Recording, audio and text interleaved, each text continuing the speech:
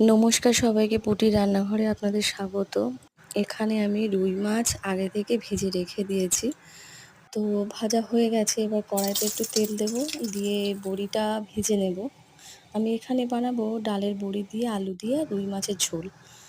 তো বড়িটা ভাজা হয়ে গেছে, সেই ভাজা তেলের মধ্যে আমি একটু পাঁচফোড়ন দেবো আর শুকনো লঙ্কা ফোড়ন দেবো। তো ফোড়ন দেওয়া হয়ে গেছে, এবার আলুগুলো দিয়ে একটু ভেজে নেব। ভাজা হয়ে গেলে একটু লবণ দিয়েছি আলু ভাজার ভিতরে। এবার ওটা হালকা ভেজে নেব আলুগুলো।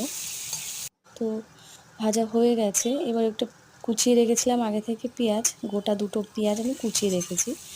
তো সেটাকে দিয়ে একটু নাড়াচাড়া করে নেব, মানে পেঁয়াজটা ভাজার জন্য আমরা টাইম দেবো আর কি। পেঁয়াজটা ভাজা হয়ে গেলে আগে থেকে পেস্ট করে রেখেছি টমেটোটা, সেটা ঢেলে দেব। গোটা একটা টমেটো এখানে আমি দিয়েছি।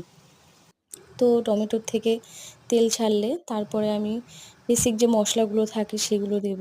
জিরের গুঁড়ো, হলুদের গুঁড়ো, লঙ্কার গুঁড়ো এগুলো দেব। তারপরে দেব লবণ। এবার এখানে লবণটা আমি আগে যেহেতু দিয়েছি, এবার সেখানে আমি টেস্ট করে তারপরে আবার লবণটা দেব।